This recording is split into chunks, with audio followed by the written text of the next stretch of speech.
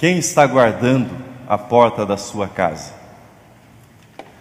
Portas significam limites, portas significam uma fronteira, portas significam proteção, portas são símbolos de entrada e de saída, porta separa aquilo que é estranho, aquilo que pode ser perigoso, aquilo que pode adentrar e invadir a nossa casa. Quando Deus estava prestes a tirar os israelitas da terra do Egito, Ele ordenou que os umbrais das portas deveriam ser marcados com o sangue do Cordeiro. E as casas que estivessem debaixo do sangue do Cordeiro seriam poupadas da visitação que haveria de ceifar a vida dos primogênitos do Egito. Séculos depois, Neemias está reconstruindo Jerusalém, as muralhas de Jerusalém, mas reconstruindo a cidade como um todo, repovoando a cidade, e é desse processo de reconstrução, mais precisamente desse retrato que nós encontramos aqui no livro de Neemias, que eu gostaria de extrair o material para a nossa reflexão. Dessa imagem, cada pai, cada família, à porta da sua casa, guardando a porta da casa. Quem está guardando a porta da sua casa? Como guardar a porta da casa? Em que consiste guardar a porta de nossa casa? Guardá-la de quê? Guardá-la de quem? Guardá-la de quais ameaças? Guardar os nossos filhos, guardar todos aqueles que vivem debaixo do teto, guardá-los da banalização da vida? Sim. Guardá-los das drogas? Sim. Guardá-los da promiscuidade? Sim. Guardá-los de desperdiçar a própria vida sem um projeto claro, sem um rumo definido? Sim. Todos nós temos a experiência e sabemos como a vida passa rápido e como as oportunidades não retornam, não voltam. Por isso é preciso guardar a porta da casa.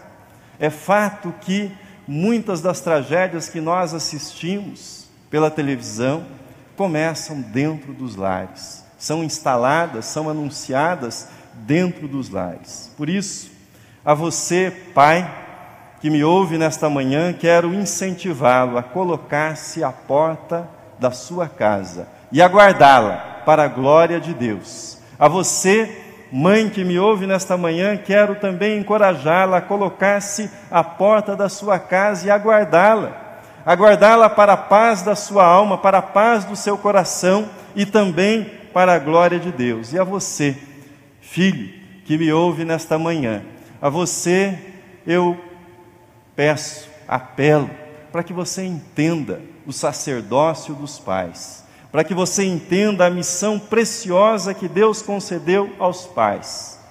E entendendo isso, que você possa valorizá-los. E não só possa valorizá-los, mas que você possa ajudá-los nessa missão tão valiosa, tão especial, que é a missão de guardar a porta da casa.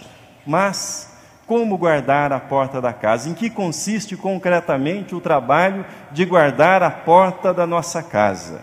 Em primeiro lugar, nós guardamos a porta da nossa casa em oração. Guardamos a nossa casa por meio da oração. Guardar a porta de sua casa significa que antes de falar de Deus para o seu filho, você falará com frequência do seu filho com Deus. Falará a respeito do seu filho com Deus em oração. Guardar a porta de sua casa é lembrar-se daquilo que disse o salmista, de forma tão clara: se o Senhor não edificar a casa, em vão trabalham os que a edificam. Se o Senhor não guardar a cidade, em vão vigia a sentinela, escreveu o salmista. Porém, guardar a porta da casa não é tornar-se um pai ou uma mãe intransigente. Não é isto. Ou uma espécie de censor que vigia, monitora todos os atos dos filhos. Isto estressa, destrói qualquer relacionamento que tenha bases cristãs. Pais que realmente velam pelo bem-estar de sua casa, de seus filhos, fazem-no de joelhos, fazem-no em oração.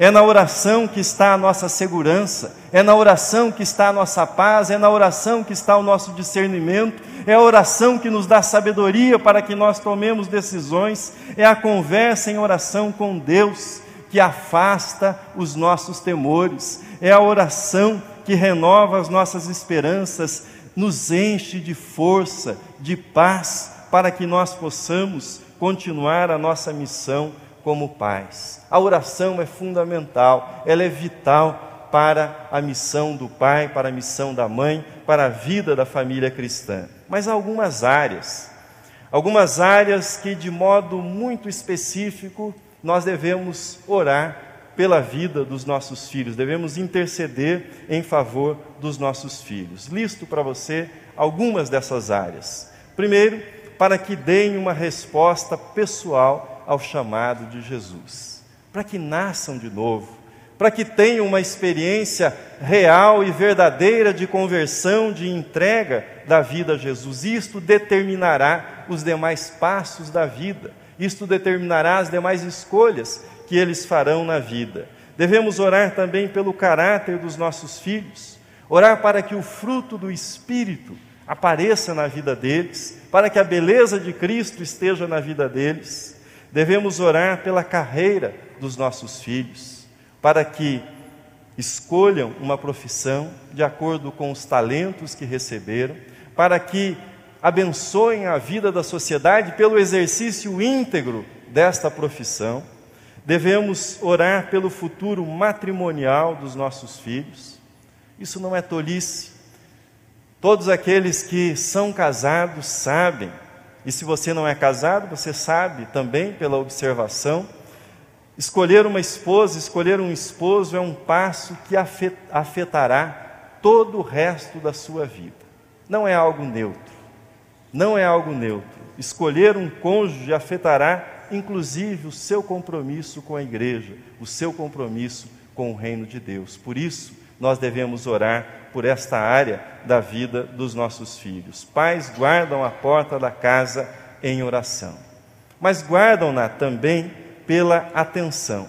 Não basta orar por aquilo que você acha que o seu filho precisa, é necessário ouvi-lo, é necessário escutá-lo. Tiago assim escreveu: sabeis estas coisas, meus amados irmãos, todo homem, pois, seja pronto para ouvir, tardio para falar, tardio para se irar. Quantos pais realmente são prontos para ouvir? Agora não, agora eu estou vendo futebol, agora não, estou trabalhando nesse projeto urgente, você não entende que isso é para a próxima semana? Agora não, agora eu estou cansado, deixe para amanhã.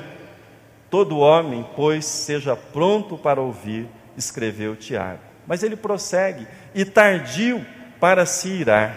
Geralmente nós somos prontos para falar e tardios para ouvir, para escutar. Somos tardios no ouvir e rápidos no falar. Muitas vezes nós falamos cedo demais, falamos antes de escutar, antes de entender aquilo que deveria realmente ser compreendido. Achamos que já sabemos a resposta, já sabemos o assunto e disparamos a bronca imediatamente sobre os nossos filhos. Nós deveríamos pensar nesse trabalho como uma audiência, a audiência que o juiz realiza, audiência na qual ele reúne as partes e preliminarmente ouve as razões, os motivos, aquilo que está envolvido em cada uma das partes, para que possa, tendo todos os elementos, então, tomar uma decisão a melhor e aquela que ele julga que realmente é justa. Frequentemente nós nos esquecemos que muitas vezes os filhos têm dificuldades em expressar os seus pensamentos de uma forma lógica, de uma forma inteligível. Muitas vezes eles têm dificuldades em colocar em palavras as suas emoções, os seus sentimentos, os seus medos, as suas angústias, as suas apreensões. Algumas vezes nós, pais, somos tragados pela impaciência e tantas vezes dizemos: não quero ouvir mais nenhuma palavra sobre isso. quando o que precisava, o que faltava, o que ajudaria no esclarecimento era justamente aquela última frase, aquele último pensamento, aquela última reflexão, e nós interrompemos o processo de comunicação. Muitas vezes nós frustramos os nossos filhos no processo de comunicação que tentam manter conosco. E fazemos isso quando julgamos que já sabemos tudo, que já temos todos os dados pertinentes para anunciarmos aquilo que nós pensamos. Muitas vezes nos encontramos falando sobre questões que não estão na origem. Tomamos alguma coisa que ao redor da questão central nos incomoda e então usamos aquela ocasião para proferir as nossas palavras contra os nossos filhos. O texto bíblico diz: seja tardio em irar-se. Uma das características de Deus é que Deus é longânimo. Longanimidade é uma das características da personalidade de Deus. E longanimidade significa habilidade. Habilidade para suportar uma situação que é indesejável e suportá-la por longo tempo. Isto é ser longânimo. E longanimidade é um dos aspectos do fruto que o Espírito Santo produz na vida do cristão. Ser tardio em falar e tardio em irar-se significa ser longânimo. Em terceiro lugar, pais guardam a porta da sua casa pela orientação. Um pai, uma mãe que ora, que oferece atenção, serão ouvidos. Pai e mãe que oram e oferecem atenção serão ouvidos. Um pai que ora e oferece atenção não só será ouvido, mas será buscado em algum momento pelos filhos como uma fonte de verdadeira orientação. Mas veja o que Paulo escreveu aos Efésios no capítulo 6, versículo de número 4. O texto está na tela, assim diz: e vós, pais, não provoqueis vossos filhos a ira, mas criai-os na disciplina e na admoestação do Senhor. Disciplina é instrução, disciplina é correção, disciplina é direção. Já admoestação é incentivo, é encorajamento ou, em alguns casos, repreensão, mas sempre feita num espírito amoroso e num espírito positivo. A correção não consiste jamais em palavras iradas, em atitudes de descontrole verbal ou descontrole emocional. Por isso isso deve ser feito em comunhão com Deus, em profunda comunhão com Deus, para que consigamos discernir a vontade de Deus para aquela situação e não a nossa vontade, não a nossa inclinação de primeiro momento. Filhos precisam de orientação, filhos precisam de direção, e os pais são responsáveis por isso. Não há outro responsável. Os responsáveis são os pais. Mas é muito triste. Não só triste, mas em alguns casos trágico, quando os pais se omitem na sua responsabilidade de orientar os seus filhos. O rei Davi é o caso bíblico mais conhecido desta tragédia. Davi era um vencedor nos campos de batalha. Davi era um homem capaz de comandar exércitos, de vencer guerras, mas ele foi omisso dentro do seu lar, foi omisso na sua casa. E esta tem sido a tragédia de muitos homens e de muitas mulheres, bem-sucedidos fora de casa, bem-sucedidos profissionalmente, mas omissos dentro de casa, omissos nas suas obrigações paternais. Davi foi omisso num caso de abuso que fora praticado por Amon, seu filho, que violentou a meia-irmã Tamar, que era irmã somente por parte de pai. Davi ficou indignado, mas nada fez. Isto desencadeou em Absalão, que era irmão de Tamar, o desejo de vingança. Matou o seu meio-irmão, Amon, irmão por parte de pai. A relação entre Davi e Absalão não se restabeleceu, as coisas pioraram, se deterioraram. Absalão rebelou-se contra o seu pai, tentando derrubá-lo do governo, e foi morto pelo exército do seu próprio pai. Isto fez com que nas Escrituras fosse feito o registro de um dos momentos mais dramáticos, mais fortes que temos nessa relação pai e filho. O texto encontra-se no segundo livro de Samuel, capítulo 18, versículo 31, nós temos na tela: assim Davi gritou quando recebeu a notícia da morte do seu filho Absalão. Absalão, meu filho Absalão, quem me dera eu morrera por ti, Absalão, meu filho. Que tristeza, que tragédia. Mas a chave para que entendamos essa tragédia, e não só essa, mas as outras que sucederam, a causa das amarguras que Davi teve com seus filhos, encontra-se num relato já da velhice de Davi, do final da sua vida. O seu quarto filho, irmão de Absalão, Adonias, rebelou-se também contra Davi. E nós encontramos a seguinte referência sobre o modo como Davi tratara Adonias e que se estendia certamente aos demais filhos. Assim está escrito no segundo livro dos Reis: jamais seu pai Davi o contrariou, dizendo: por que procedes assim? Jamais seu pai o contrariou. Meus irmãos, meus queridos que me ouvem, não há educação sem limites. Não há educação sem limites. Não há educação sem direção, sem rumo e sem algum confronto, sem algum grau de contrariedade. Os pais guardam a porta da casa, guardam-na quando orientam seus filhos, quando dizem não, quando não deixam seus filhos entregues aos seus próprios desejos, entregues aos seus próprios caprichos e inclinações. Assim guardam a porta da casa.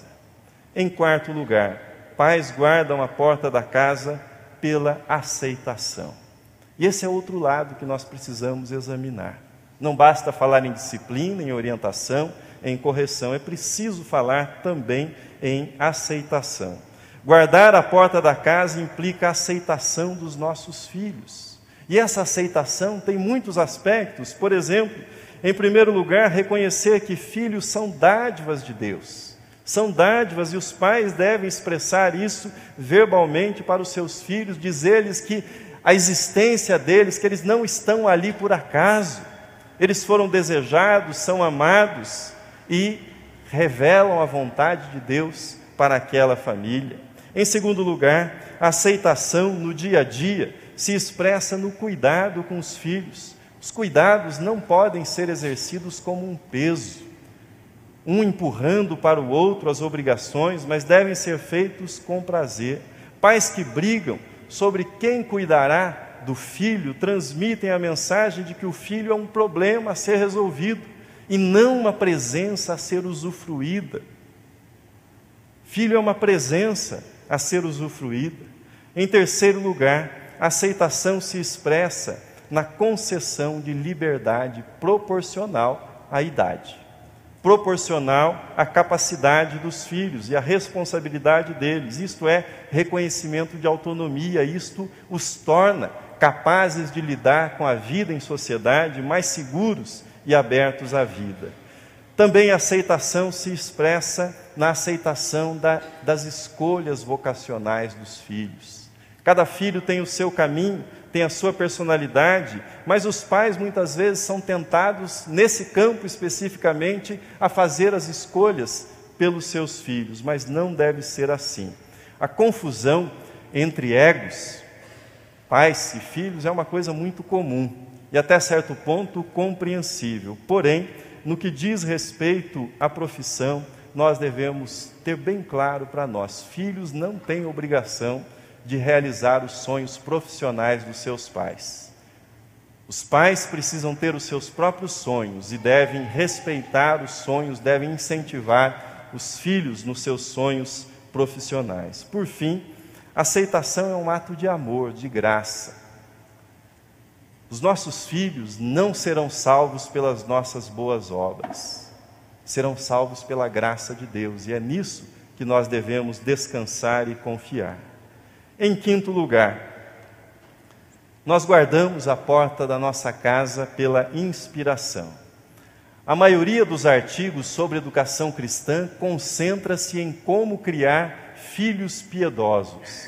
Mas quando nós abrimos a Bíblia e lemos a palavra de Deus, nós percebemos que a ênfase é como criar pais piedosos, porque são pais piedosos, tementes a Deus, que geram filhos também tementes a Deus. É natural e salutar que nós nos preocupemos com a vida espiritual dos nossos filhos, mas a maneira mais eficiente, a maneira mais coerente de fazê-lo é pela inspiração. Você, pai, você, mãe, deve cultivar a sua comunhão com Deus. Você deve priorizar a sua comunhão com Deus. Você deve viver tão perto de Deus que isso seja atrativo, atraente para os seus filhos. É conhecido o ditado e verdadeiro: aquilo que você é soa tão alto que eu não posso escutar o que você diz. Nós falamos pelo exemplo, inspiramos pelo exemplo. Inspirar é ensinar por meio da própria vida, é motivar por meio do exemplo. Portanto, se você se preocupa com a vida do seu filho, e tenho certeza que você se preocupa, comece cuidando da sua própria vida espiritual. Você precisa estar bem espiritualmente para que você possa oferecer algo para a vida do seu filho. Nós temos uma figura aí na tela, espero que tenhamos. A figura, Nós temos a figura na tela, bem conhecida no avião, né? Aquela orientação em caso de acidente, de alguma emergência, o que você deve fazer? Deve cuidar primeiro de si, para que você possa socorrê-los. Esta é uma verdade que se aplica à vida espiritual. Se você não tiver oxigênio espiritual, se você não estiver respirando o ar do reino de Deus, você terá muito pouco a oferecer aos seus filhos, ainda que você tenha muitas preocupações com eles. Guardar pela inspiração significa confiar que no tempo certo, no tempo em que eles tiverem de fazer as suas escolhas, eles farão as escolhas certas. Meditei com vocês no primeiro domingo do mês sobre a família de Moisés, sobre como a sua mãe, depois de cuidar dele nos primeiros anos da infância, o entregou para que ele fosse criado em toda a ciência do Egito. E assim ele o foi. Mas o texto dos Hebreus, da carta aos Hebreus, assim diz: Moisés, quando já homem feito, recusou ser chamado filho da filha de Faraó, preferindo ser maltratado junto com o povo de Deus a usufruir dos prazeres transitórios do pecado. Mas preste atenção na expressão, quando homem feito. Quando chegou o momento da escolha dele, pela inspiração que recebeu dos seus pais, ele fez as escolhas certas. Termino a nossa meditação. Nós precisamos de pais cristãos que aceitem o desafio de guardar a porta da própria casa.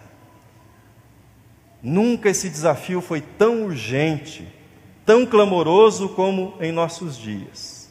Guardá-la pela oração, guardá-la pela atenção, guardá-la por meio da orientação, guardá-la por meio da aceitação dos filhos, como dádivas de Deus concedidas a nós, guardá-la pela inspiração, ou seja, cuidando da sua própria vida, para que a sua vida tenha algo a dizer para eles pelo próprio exemplo.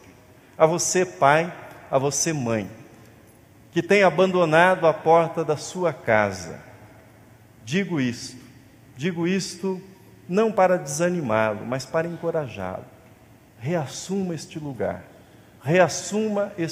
este lugar é teu, pertence a você.